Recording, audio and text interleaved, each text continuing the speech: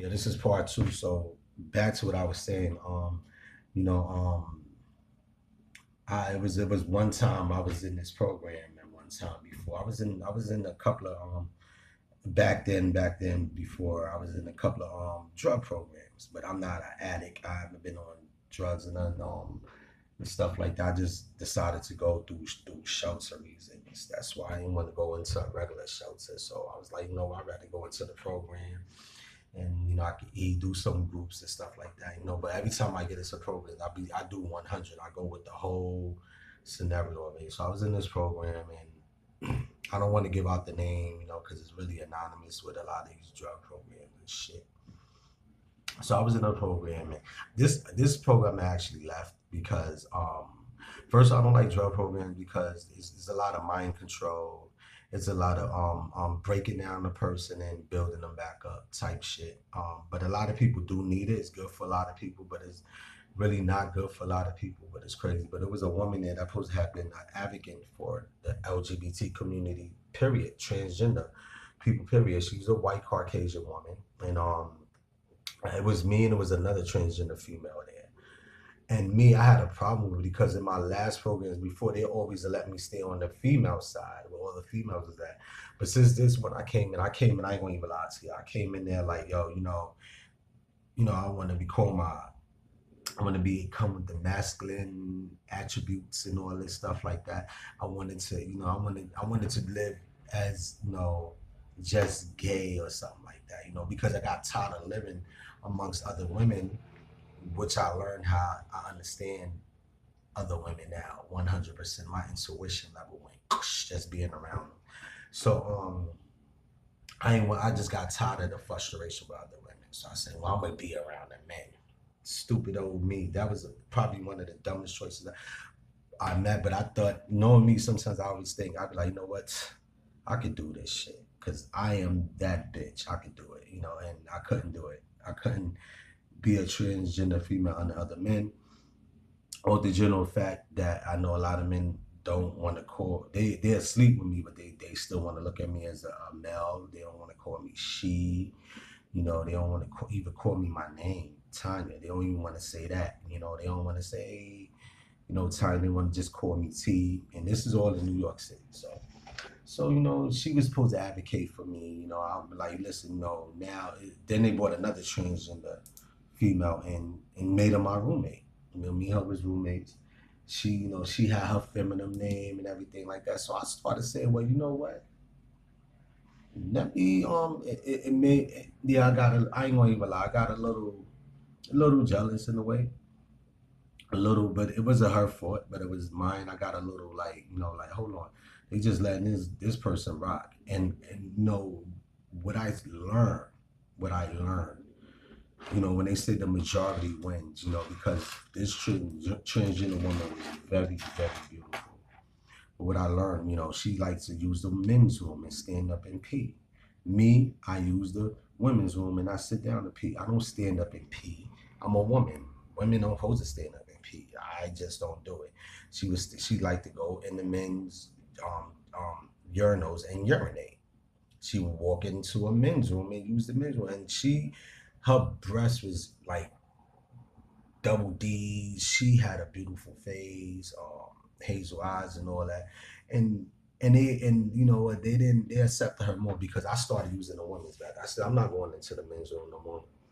I want to go into the women's bathroom. They started getting mad. People didn't want to respect my name. I went through so much discrimination, and I really believe the person that was advocating for me was a lazy bitch. She wasn't even trying that hard to push for nothing. This bitch was this, and I realized that the majority rules I said because then if you got because most of the people in the program they accepted the other transgender female just because she wasn't fighting for any type of rights of being a transgender female. She was actually doing what the guys were doing, and she was getting everything she wanted. And I started to realize, like, damn, other men like, it's like men like other men, and me sitting on this side looking, I'm like, damn, they like her more. and they would have sex with this girl off the general fact just because she acts like them, and it's crazy. And I was like, damn. So I went through a lot there. I went through a lot of discrimination. They didn't want to put me with the women. Um, then I was trying to get into other programs. This woman was lying to me, talking about how programs was just denying me. I was trying to call these programs back with her to switch over from that. But it's all the gimmick and all everything. A lot of times it's all about money, and they wouldn't want me to do that because they lose money like that, and to give their money to another program under another name. No, you know. So it was lies being told, and this bitch, I just did not like her, and she was going on a vacation. I mean, I was going through hell in there with the first director. Then they fired her. Then they put in this another director. Well, he was cool. He was cool. Like, he was like, "This place is not for you," and he really helped me. He really fucking helped me get the fuck out of there more than my counselor fucking did, yo. Like, this bitch was lazy. She didn't really care, advocate. And you know what? It's LGBTQ, lesbian, bisexual, gay, transgender, queer, and we the lowest. Gay people don't like transgender people. There's a lot of shade in that because transgender people, we tend to want to get breasts, we tend to want to look like a female, versus a gay male who will accept acting like a female instead of actually transitioning into one. There's nothing wrong with that. I don't have no problem, with that. It's just that, hey, you can't get mad because I'm gonna look better, and I'm gonna attract the people you actually like.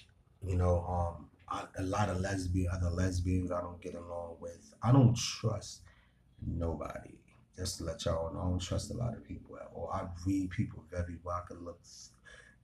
It's hard to fuck me up. It's very hard because I'm gonna study that. I'm gonna ponder on it. I'm gonna be like, hold on. No. Even if I had made a decision to fuck, like follow a person or do anything, I might change my mind later. Just thinking the whole scenario all over again. I don't want to fall into no traps, no deception, none of that. That shit is just gonna be hard to do to me. So yeah, so I left that program, and I haven't been back at any of them shits. The first three I graduated with high honors and everything like that. I didn't really need that. Like I said, I was just using it for shelter. I really was, because it's better in New York City to go into a drug program than a shelter. It really is. Like, a lot of people go into these drug programs in New York City just because they don't want to be in a shelter. Or a lot of people go to these drug programs in New York City just to dodge jail, so they won't go get locked up. So the judge will offer a person that's an addict or a drug dealer the program, and they think they on. And let me tell you, um, like I said, you wouldn't want to go to those places, yo, because I'm gonna do segments on why people shouldn't go to drug programs. I'm gonna do it. Maybe it's just my opinion on why, but it helps a lot of people. It does a lot of followers, robots, and stuff like that. But other than that, yeah. So that was one story I had. It's like, the reason why I say that story, because there's a lot of hidden agendas as being a transgender. Being a transgender woman, you get a lot of people that got hidden agendas that want to just, that just don't even give a damn. They got hidden agendas on hating you, and they would smile in your face, talk to you and everything, and hate you.